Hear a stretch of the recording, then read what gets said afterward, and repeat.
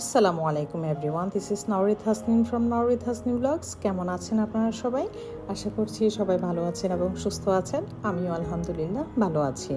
সবাইকে নতুন একটি ব্লগ দেখার জন্য আমার চ্যানেলে ওয়েলকাম করছি। আশা করছি আজকের ব্লগটি আপনাদের অনেক ভালো লাগবে। লাস্ট উইকে বাচ্চাদের স্কুলে সায়েন্স ফেয়ার হয়েছিল, যেখানে কিন্ডারগার্টেন থেকে স্টার্ট করে জুনিয়র স্কুল, হাই স্কুল প্রত্যেক ক্লাসের বাচ্চারাই পার্টিসিপেট করেছিল। তো আমার আহলানকেও আমি চেয়েছিলাম যে সে পার্টিসিপেট করুক, তো ওই অ্যাকর্ডিং নাম লিখিয়ে নিয়েছিলাম। তবে ওদের ক্লাস টিচার বলেছিলেন যে বাচ্চারা যেহেতু এখনও ছোট অনেক, তাই এই সায়েন্স ফেয়ারে যাই বাচ্চাগুলো পার্টিসিপেট করবে তাদের প্যারেন্টস যেন ইকুয়ালি এই প্রজেক্টে কন্ট্রিবিউশন রাখে। তো সেজন্য আমরা সবাই মিলে চেষ্টা করেছি তাদের সাথে আর কি, যে কোনো একটা স্পেসিফিক প্যারেন্টসের বাসায় এসে এই ওদের পুরো প্রজেক্টটা একসাথে সবাই মিলে করব, যেন বাচ্চারাও এনজয় করে, সেই সাথে বুঝতে পারে যে প্রজেক্টটা অ্যাকচুয়ালি কিসের উপর বেসিস করে তৈরি করা হচ্ছে সেটা। তো এখানে আসার সময় ক্লাস টিচারের ডিরেকশন অনুযায়ী আমাদের প্রত্যেক গার্জিয়ানদের প্রজেক্ট রিলেটেড কিছু কিছু জিনিসপত্র নিয়ে আসার কথা ছিল। তো সেগুলো সবগুলোই একসাথে নিয়ে এসেছি এবং ওই অ্যাকর্ডিং এখন সবাই মিলে এগুলো অ্যাসেম্বল করব। তো একদিকে তো আমরা বাচ্চাদের প্রজেক্টের কাজ করছিলাম সবাই মিলে, আর অন্যদিকে বাচ্চাদের তো স্কুলের বাইরে গিয়ে সব ফ্রেন্ডরা একসাথে হতে পেরে খুশির শেষ নেই। তো ওদের খেলার পাশাপাশি একটু স্ন্যাক্সের ব্যবস্থাও করে রেখেছিলেন একভাবে। তো সবাই মিলে কিছু কিছু স্ন্যাক্স এনেছিলাম, সেগুলোই সব একসাথে টেবিলে দিয়ে দিয়েছি যেন বাচ্চারা খেয়ে নিতে পারে আর খেলতে খেলতে যেন আবার টায়ার্ড না হয়ে পড়ে।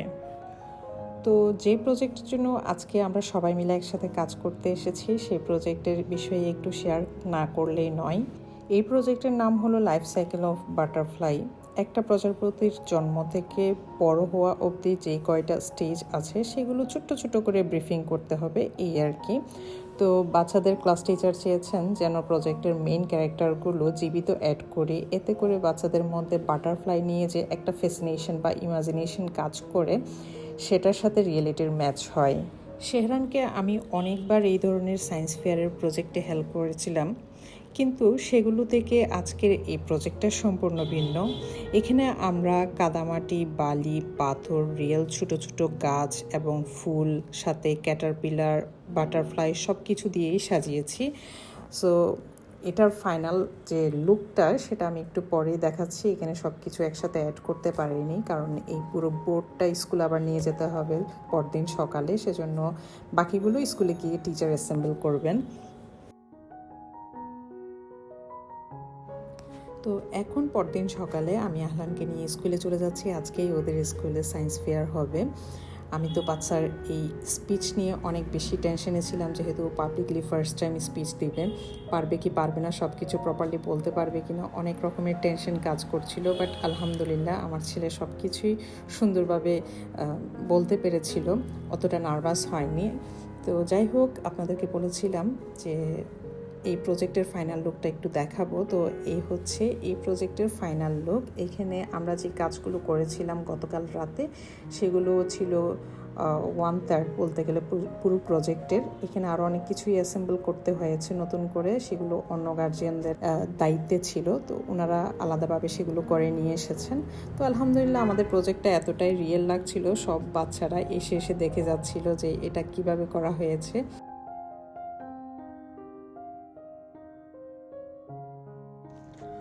অন্যদিকে আরও কিছু প্রজেক্ট নিয়ে প্রেজেন্টেশন দেওয়ার জন্য অন্যান্য সেকশনের ছোট ছোট বাচ্চারা রেডি হয়েছিল। ওদের প্রজেক্টগুলো এত বেশি থটফুল ছিল, তাই একটু রেকর্ড না করে আর পারলাম না। দেখে মনে হচ্ছিল ওয়ান্ডারল্যান্ডের সব কিছুরই ভিজুয়াল রিপ্রেজেন্টেশন হচ্ছে, এত অর্গানাইজ ছিল সব কিছু। আপনারা হয়তো একটু নোটিস করলেই বুঝতে পারবেন।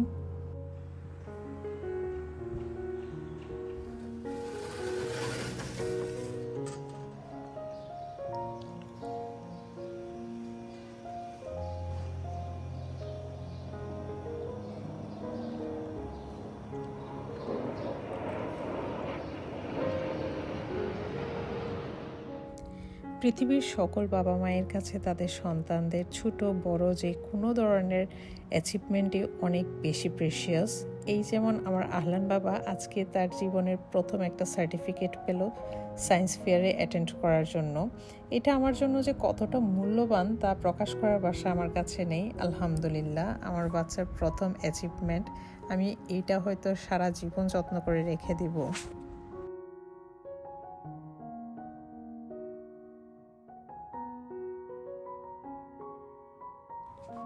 আজকে আমার হাজব্যান্ডের অসম্ভব পছন্দের একটা সামুদ্রিক মাছ রান্নার রেসিপি আপনাদের সাথে শেয়ার করব। আমাদের ওইদিকে এই মাছটাকে সবাই গুইচা মাছ নামেই জানে, হয়তো অন্যান্য জায়গায় এর ভিন্ন কোনো নাম থাকতেও পারে। আমাদের কক্সবাজার সমুদ্রে এই মাছটাতে প্রচুর তেল রয়েছে এবং সেই জন্যই মাছটা খেতে অসাধারণ লাগে। আমার এক বোন গত মাসে মাছটা আমার হাজব্যান্ডের জন্য এনেছিল নিজের হাতে রান্না করে খাওয়াবে বলে কক্সবাজার থেকে, কিন্তু তার সেই ইচ্ছাটা আর পূরণ হলো না। এর মধ্যেই সে আল্লাহর প্রিয় হয়ে সবাইকে কাঁদিয়ে চলে গিয়েছে। মহান আল্লাহ তাআলা যেন আমার বোনকে বেহেশত নসিব করিয়া দেন, সেই দোয়াই করি। গত 1 মাসে আমি এই মাছটা যে কয়বারই রান্না করেছি, আমার সেই বোনের কথা অনেক বেশি মনে পড়ে। আল্লাহ যেন আমার বোনের কবরের আযাব মাফ করে দেন, সবসময় এই দোয়া করি ওর জন্য। প্রায় 7-8 কেজি ওজনের বেশ বড় সাইজের এই মাছটা আমার হাজব্যান্ডকে দিয়ে বাজার থেকে ছোট ছোট করে কেটে এনেছিলাম এবং বাসায় আমি আবার নিজ হাতে ভালো মতো করে লবণ হলুদ মাখিয়ে ধুয়ে পরিষ্কার করে নিয়েছি। আর আগেই বলেছি এই মাছে একটা স্পেসিফিক তেলের বেশ ভালোই একটা গন্ধ আছে যেটা সবাই সহ্য করতে পারে না। তো সেজন্য আমি এখানে চুলায় বেশি করে একটু পেঁয়াজ কষিয়ে নিয়ে তারপর আদা রসুন দিয়ে আর একটু কষিয়ে নিচ্ছি। আজকে এই মাছটা আমি কাঁচামরিচের পেস্ট দিয়ে রান্না করব। এভাবে রান্না করলে মাছটা আসলে বেশি টেস্টি লাগে, সেজন্য আমি কাঁচামরিচের পেস্ট দিয়ে রান্না করছি। তো এখানে কাঁচামরিচ আদা রসুন এবং পেঁয়াজ ভালোভাবে কষানো হয়ে গেলে দিয়ে দিয়েছি হলুদ গুঁড়া, ধনিয়া গুঁড়া, জিরা গুঁড়া দিতে ভুলবেন না, সেই সাথে পরিমাণ মতো লবণ।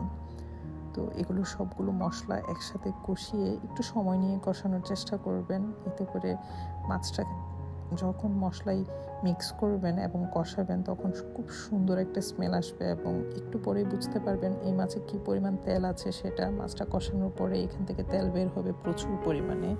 এটা সামুদ্রিক একটা বড় মাছ হওয়াতে যখনই বাসায় এই মাছ রান্না করা হয় পুরো বাসা সুগন্ধে মুহমুহ করে। সচরাচর যারা সামুদ্রিক মাছ খেয়ে অভ্যস্ত একমাত্র তারাই এই মাছের লোভনীয় স্মেলটা ফিল করতে পারবে।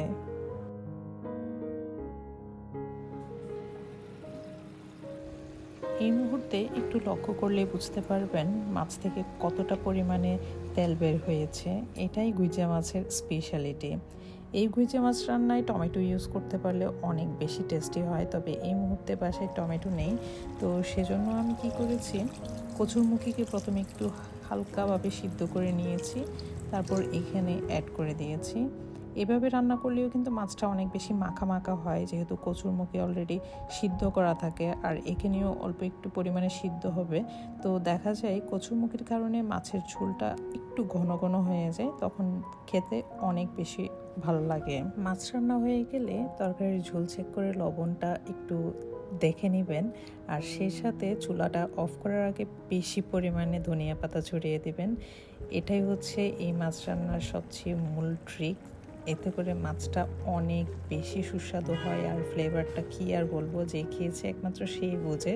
সৌভাগ্যবশত কক্সবাজারে জন্ম হওয়ার কারণেই সামুদ্রিক মাছ খেয়ে ছোট থেকে বড় হয়েছি, তাই যে কোনো সামুদ্রিক মাছ আমার কাছে সবসময়ই পছন্দের।